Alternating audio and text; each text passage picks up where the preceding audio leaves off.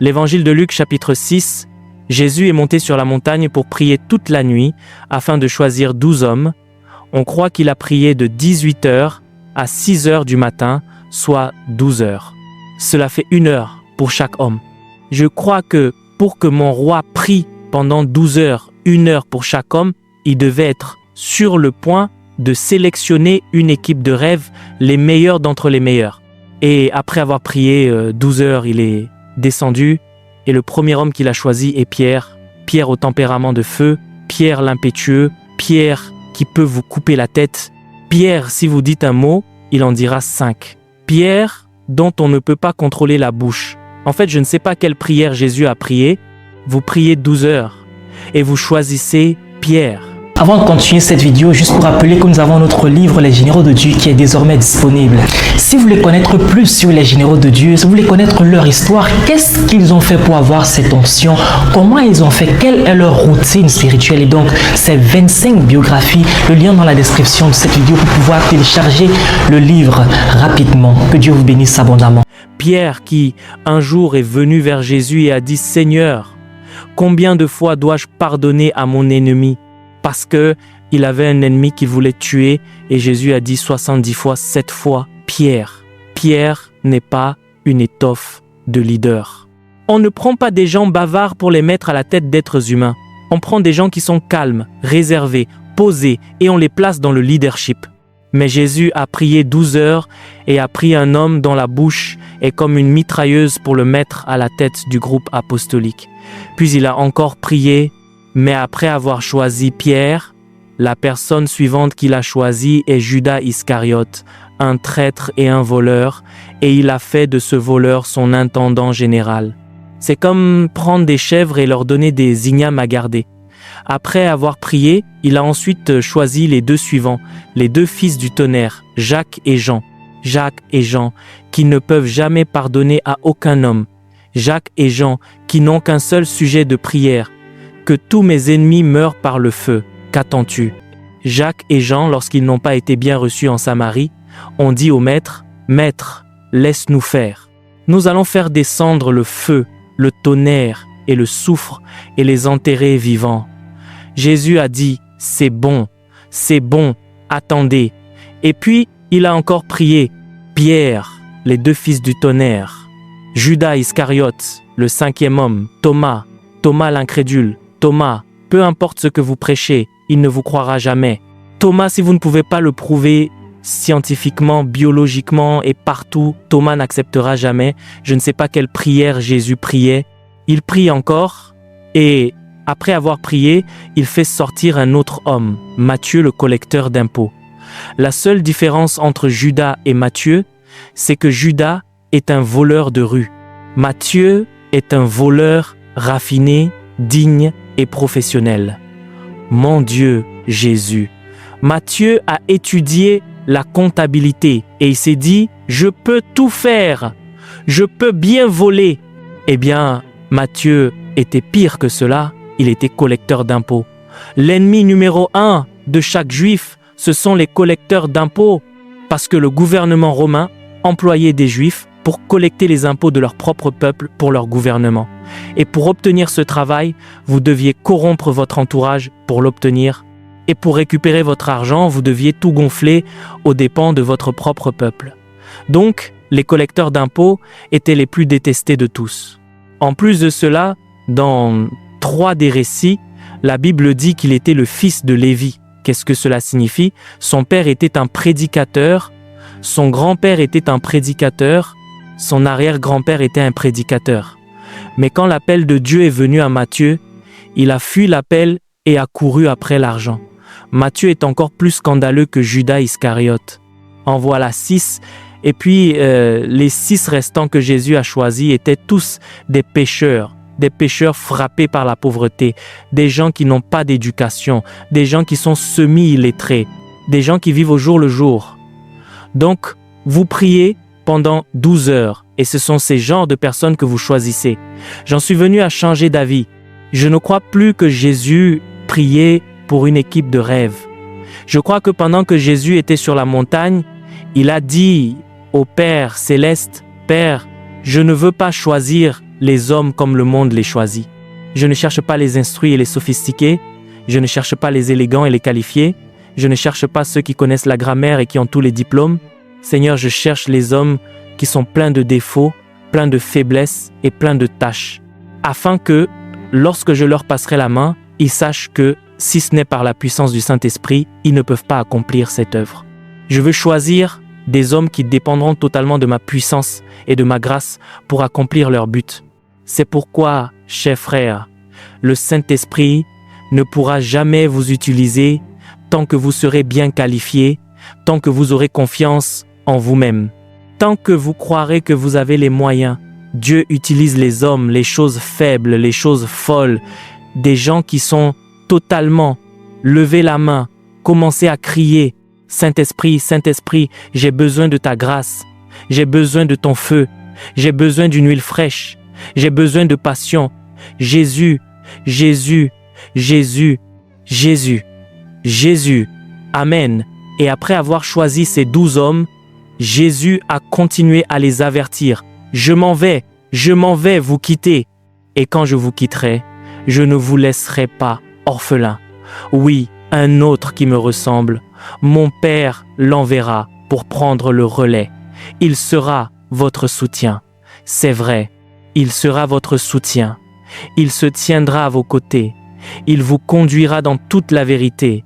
Il vous guidera. Il vous dirigera. Et il leur a répété, « Je m'en vais. » Ils n'ont pas compris cette chose-là. Ils se sont même querellés avec lui. « Où vas-tu » Ils ont même dit, « Non, tu ne peux pas partir. » Et Jésus les a réprimandés. Il a dit, « Écoutez, je m'en vais. En fait, quand je serai parti, ce à quoi vous allez faire face. Le Sanhédrin s'en prendra à vous. Les dirigeants juifs s'en prendront à vous. Le gouvernement romain s'en prendra à vous. Le monde entier sera contre vous. Alors restez à Jérusalem jusqu'à ce que vous soyez revêtus de puissance, de puissance. Ne quittez pas cet endroit avant d'avoir reçu une puissance brute. » Et même au moment de partir, il leur a donné le dernier message. « Et vous recevrez une puissance après que le Saint-Esprit sera venu sur vous. Vous serez mes témoins à Jérusalem, dans la Judée, dans la Samarie et jusqu'aux extrémités de la terre. » Pendant qu'il était enlevé, il parlait, il a été enlevé, c'est alors qu'il s'est détourné d'eux. Cet homme est parti, c'est vrai, c'est vrai. Nous sommes livrés à nous-mêmes. Et le gouvernement romain vient maintenant nous chercher. Le Sanhédrin, de la même manière qu'ils l'ont crucifié, ils viendront nous chercher. Et ils sont allés s'enfermer comme des hommes désespérés. Ils ont commencé une prière ininterrompue en pleurant. « Dieu, nous ne pouvons pas le faire par nous-mêmes. Dieu, nous ne pouvons pas y arriver. Dieu, nous ne pouvons pas faire face aux défis. Dieu Saint-Esprit, nous avons besoin de toi. » La Bible dit qu'après 10 jours et 10 nuits, il y eut le bruit d'un vent violent et impétueux, et des langues séparées comme de feu se posèrent sur eux. Et je ne parlerai pas de ces 6 autres qui étaient des pécheurs. Je ne parlerai pas de Judas Iscariote parce qu'il a été retiré. Je ne parlerai même pas de Jacques parce qu'il est mort en tant que premier martyr. Je ne parlerai que de ces 4 restants, Pierre, Jean, Thomas et... Plein de défauts sont sortis de cette chambre haute avec celui qui est plus ancien que les âges assis sur eux. Il s'est assis sur eux. Le Saint-Esprit s'est assis sur eux. Il s'est bientôt assis sur eux. Mais l'ombre de Pierre, sans imposition des mains, sans prière, seulement l'ombre, les maladies sont guéries. Les démons sont chassés. À la belle porte, un homme boiteux de naissance depuis 40 ans est guéri. Dorcas est ressuscité. Partout où Pierre va, la puissance est là. Un homme à qui personne n'aurait donné une chance. Mais le Saint-Esprit a choisi un homme comme Pierre et en a fait une menace majeure pour le royaume des ténèbres. C'était l'enfer. Le deuxième homme, son nom était Jean le Divin. Jean le Divin. Il était le plus jeune de tous les apôtres et il a vécu plus longtemps que chacun d'eux. Jean était présent lorsque l'empereur Domitien est devenu l'empereur de l'Empire romain.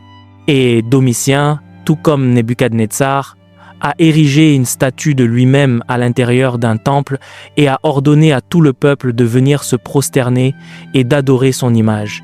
Et Jean l'a attaqué. Jean, c'était le feu pour le feu.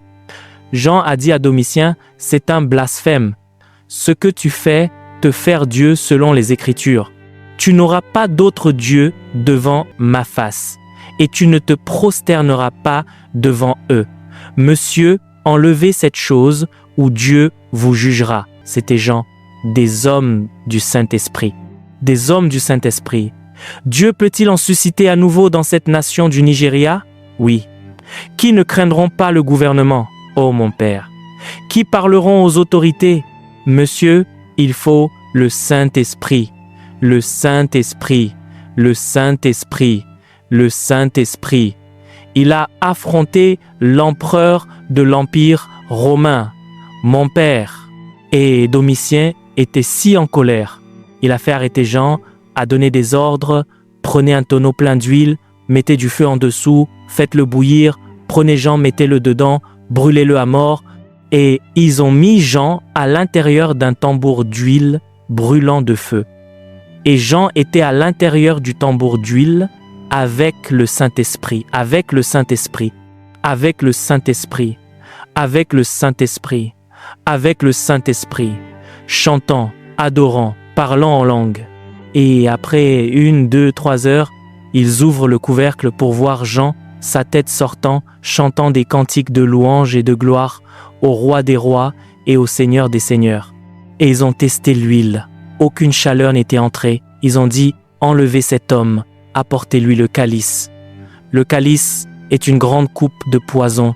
Le genre de poison où, quand vous en léchez juste un tout petit peu, en 10 minutes, vous voyez vos ancêtres. Apportez-lui non pas une seule goutte, mais un calice plein, une coupe pleine de poison, et donnez-lui à boire. Et Jean a pris la coupe et a dit, « Seigneur, selon ta parole, si nous buvons quelque breuvage mortel, il ne nous fera aucun mal. Je lève ce poison, je le transforme en protéines, je le transforme en minéraux, je le transforme en glucides, je le transforme en toute bonne chose pour mon corps.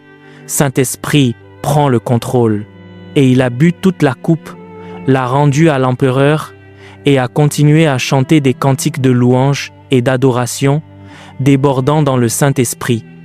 Et ils ont attendu 1 heure. Ils ont attendu 2 heures. Jean passe d'une dimension d'adoration à une autre dimension, mon Père. Et ils ont dit, cet homme est imbattable. Il est impossible à tuer. Puisque nous ne pouvons pas le tuer physiquement, bannissons-le sur l'île de Patmos pour une peine de prison à perpétuité sur l'île de Patmos. Monsieur, l'île de Patmos n'est pas ce que beaucoup d'entre vous pensent. L'île de Patmos est un endroit immense. C'est comme l'île de Boni, 10 000 par 50 000. C'est l'un des plus beaux lieux de villégiature au monde. J'y ai été, donc je sais de quoi je parle. Vous y verrez des hôtels 5 étoiles, des hôtels 3 étoiles. C'est tout simplement le lieu de vacances numéro 1 pour les Européens. L'île de Patmos, à l'époque de Jean, était l'endroit où tous les généraux romains allaient prendre leur retraite. Ils allaient sur l'île de Patmos parce que c'était l'endroit pour aller vivre ces derniers jours sur la terre. Quand vous allez sur l'île de Patmos, vous regardez l'eau de l'océan. Elle est comme de l'eau pure, pas comme notre plage de Lagos ou la rivière Calabar. Vous pouvez voir l'eau jusqu'au fond, comme si vous regardiez à travers quelque chose d'une clarté de cristal. C'est là qu'ils ont envoyé Jean. Et sur l'île de Patmos, il y avait une carrière où ils avaient des pierres et ils y envoyaient des prisonniers pour extraire les pierres afin de les expédier pour la construction de l'ensemble de l'Empire romain. Jean a donc été envoyé comme prisonnier pour travailler dans la carrière. Et quand Jean a atterri là-bas, le gouverneur en charge de l'île de Patmos s'appelait Laurentius. Cet homme était littéralement en train de mourir de multiples maladies et affections, en plus de la dysenterie, de l'hypertension artérielle et de tant d'autres complications. Et il a fait appeler Jean et lui a dit « J'ai entendu dire que tu es l'un des disciples de cet homme, Jésus, qui allait partout guérissant tous ceux qui étaient malades et possédés, et que les histoires de Jésus abondent partout. S'il vous plaît, monsieur, votre Jésus est-il capable de me guérir? Jésus. Et Jean lui a dit, « Crois au Seigneur Jésus-Christ, et tu seras sauvé. » Jean a conduit Laurentius à Christ. Et après l'avoir conduit à Christ, il lui a imposé les mains et a ordonné à la puissance de guérison du calvaire de couler à travers son corps, et du sommet de sa tête jusqu'à la plante de ses pieds. Chaque maladie et chaque affection est partie glorieusement et instantanément. Les hommes du Saint-Esprit qui étaient si pleins de défauts, qui, lorsque le Maître est parti, ont dû crier pour que le Saint-Esprit les aide, et Laurentius était si reconnaissant parce qu'il avait souffert si longtemps et qu'il était condamné à mourir.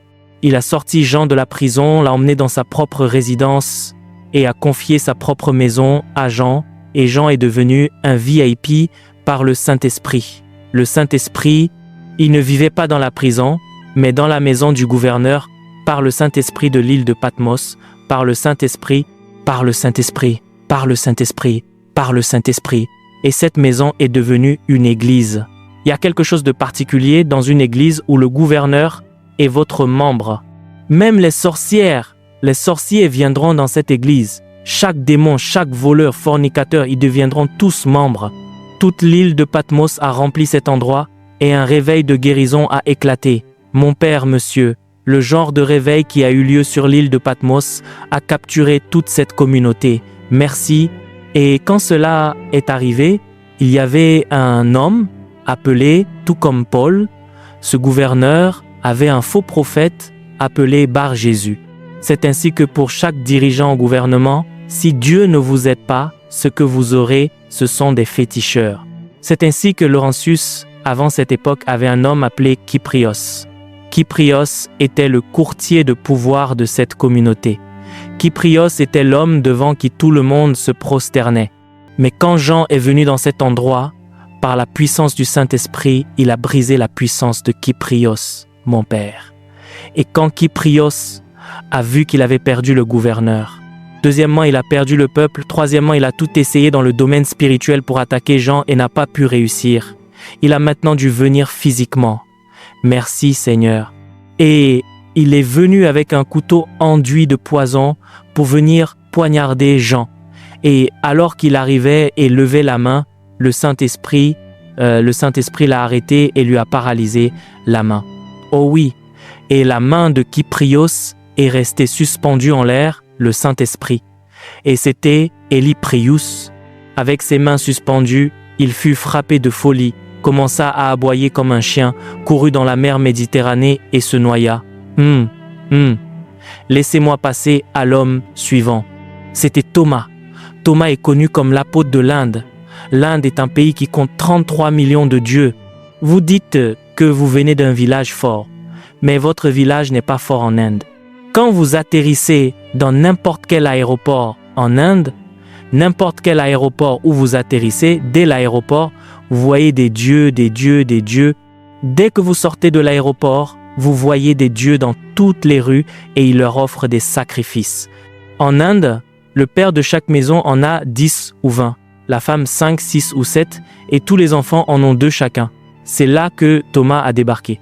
Quand Thomas est arrivé en Inde, il y avait une sécheresse depuis 8 mois, pas une seule goutte de pluie. Et il a rencontré des gens qui offraient des sacrifices au Dieu du ciel pour qu'il libère la pluie. Et ils ont apporté de l'eau, qui était si précieuse parce qu'ils n'avaient pas eu de pluie depuis 8 mois, et ils ont versé de l'eau pour le Dieu du ciel. Ils ont jeté l'eau en l'air pour que le Dieu du ciel veuille bien libérer la pluie, et quand ils ont jeté l'eau en l'air, l'eau est retombée sur le sol, et Thomas a ri. Il a dit, « Votre Dieu du ciel a rejeté votre sacrifice. Regardez, l'eau que vous avez jetée est redescendue. Laissez-moi vous présenter le vrai Dieu du ciel. » Mon Père, le Père de notre Seigneur Jésus-Christ, il a commencé à prêcher l'évangile juste là, puis il a dit, « Maintenant apportez-moi de l'eau. Je vais vous montrer que Jésus est le vrai Dieu. Cette eau, maintenant si Jésus est le vrai Dieu, alors que je la jette vers le ciel à présent, elle s'en ira, continuera de monter, elle ne redescendra plus. L'eau montera, montera et montera, afin que vous sachiez que Jésus est le Seigneur, mon Père. Alléluia. Gloire au Saint-Esprit.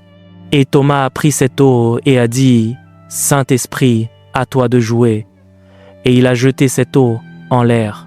Et l'eau montait, elle montait, elle montait, elle montait, elle montait, elle montait, elle montait. Le Saint-Esprit, mon Père.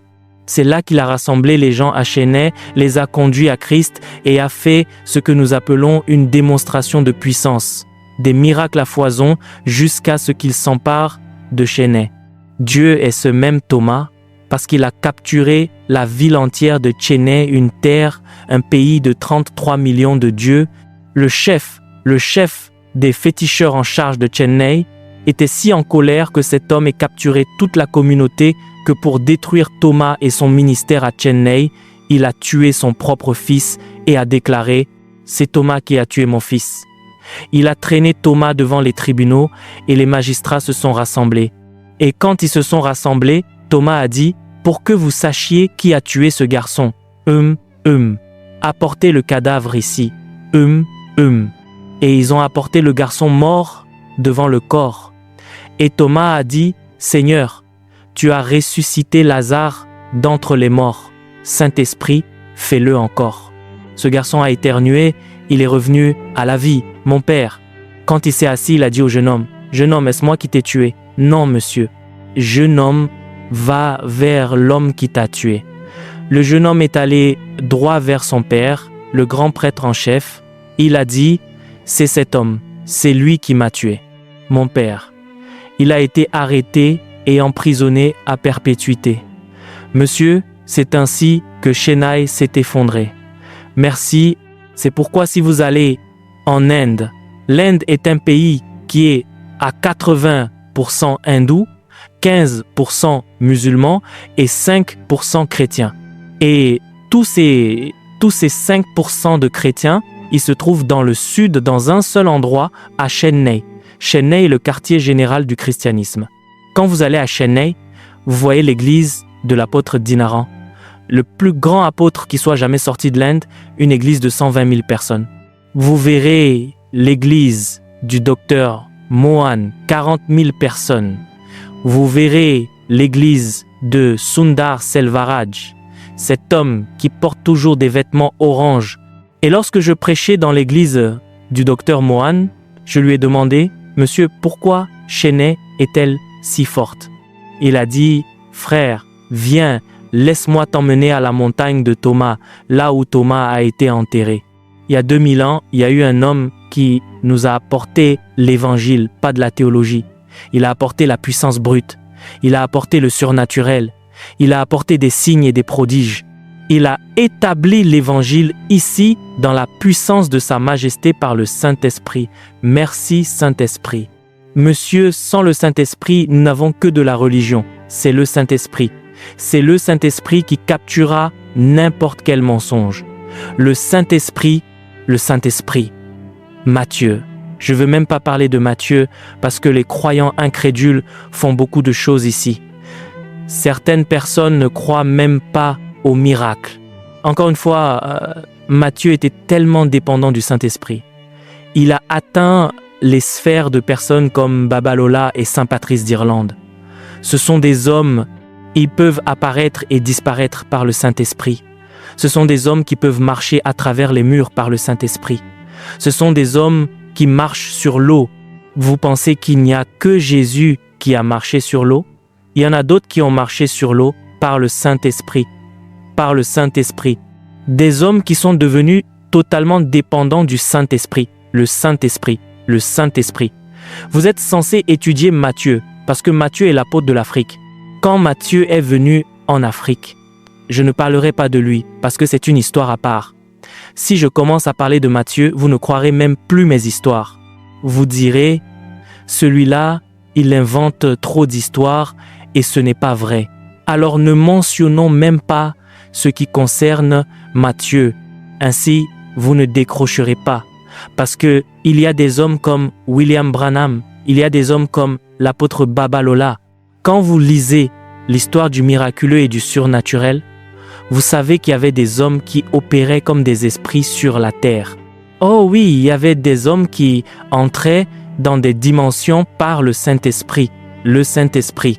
Vous ne savez pas que William Branham a débarqué en Inde et a rassemblé tous les dirigeants des 17 religions, Bahis, Hindus, Sikhs, tous, et les a placés au premier rang. Et ils ont amené un homme aveugle, dont les 2 yeux, il avait regardé le soleil à midi tous les jours, pendant 1 heure, parce qu'il voulait recevoir la puissance de voir dans le royaume de l'esprit. Maintenant, il ne peut même plus voir dans le physique, sans parler de l'esprit, et ses 2 globes oculaires ont été retirés, et William Branham l'a appelé au milieu d'une foule d'environ 20 000 personnes lors de la première nuit de la campagne, l'a fait monter sur l'estrade et a dit aux 10 à 7 dirigeants des religions, « Si votre Dieu est Dieu, venez que votre Dieu vienne donner à cet homme 2 nouveaux globes oculaires, et alors moi, je déchirerai ma Bible et je servirai votre Dieu. Venez maintenant, je vous attends. » Et ils étaient tous assis là à le regarder. Puis il leur a dit, « Si mon Dieu, son nom est Jésus, peut donner 2 globes oculaires, rejetterez-vous le vôtre pour venir rejoindre le mien ?» Et ils ont accepté. Il a dit, « Père, afin qu'ils sachent que Jésus est le Seigneur. » Saint-Esprit, le Saint-Esprit, peux-tu libérer 2 globes oculaires tout neufs, Saint-Esprit, depuis le département des pièces de rechange du ciel. Et Père, alors que tu libères ces globes oculaires, ne les mets pas dans sa tête. Je veux que les 2 globes oculaires restent suspendus au-dessus de sa tête à 10 pieds pendant au moins 20 secondes afin que tout le monde voie les globes oculaires, le Saint-Esprit. Et 2 globes oculaires sont descendus, suspendus dans les airs. Il a dit, « Avez-vous vu les globes oculaires ?» Ils ont dit, « Oui, Père. » Maintenant qu'ils ont vu, mêlés dans sa tête, les 2 yeux sont entrés. Maintenant, êtes-vous prêts à donner votre vie à Christ? Tout le monde, y compris les 17. Monsieur, c'est cela qu'on appelle l'évangile du royaume. Quand Jésus a dit « Cet évangile du royaume sera prêché », l'évangile du royaume, ce n'est pas des discours, c'est de la démonstration. De la démonstration. L'évangile du royaume, vous démontrez la puissance, une démonstration de puissance. Puis vous dites, voulez-vous donner votre vie à Christ maintenant? La puissance, c'était la dimension dans laquelle Matthieu est entré. Ô mon Père Jésus, je n'en partagerai qu'une seule, et nous allons prier. Matthieu a rassemblé tout le peuple en Éthiopie. C'est Matthieu qui a établi ce qu'on appelle l'église copte en Éthiopie, et c'est l'église la plus forte d'Afrique. En fait, le fondement de tout le christianisme se trouve dans l'église copte. L'église copte est plus ancienne que l'église catholique. L'église copte est l'église de fondation la plus puissante sur la planète Terre. Elle a été établie par le père spirituel de l'Afrique. Son nom est Matthieu, alléluia. Comment l'a-t-il établi? Il a pris son bâton alors qu'il prêchait au peuple d'Éthiopie et a dit « Afin que vous sachiez que Jésus est le Christ ». Ce jour-là, vous avez lu dans le livre des Nombres où Moïse et Aaron ont porté leur bâton et il a bourgeonné et porté des fruits. Je plante mon bâton dans la terre. Bam! Saint-Esprit prend le contrôle. Saint-Esprit prend le contrôle.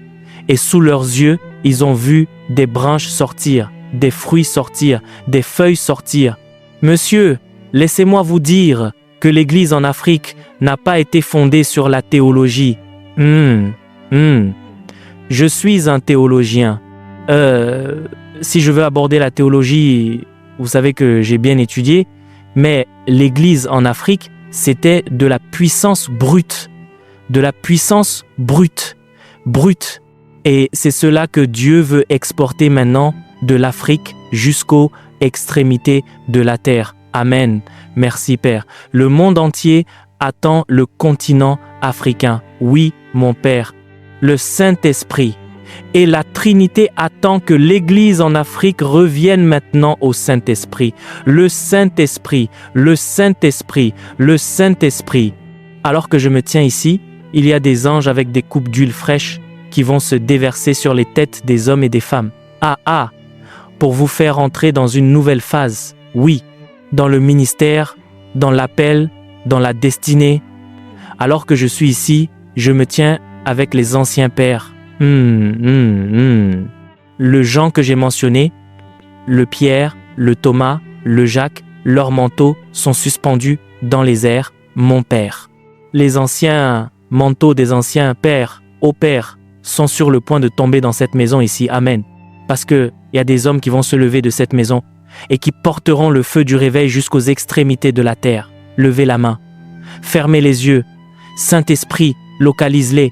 Localise huile fraîche, localise puissance. Merci d'avoir regardé cette vidéo. N'oubliez pas de télécharger notre livre Les Généraux de Dieu pour davantage connaître l'histoire de ces Généraux de Dieu. C'est plus de 100 histoires inspirantes, 25 biographies à l'intérieur. Que Dieu vous bénisse abondamment.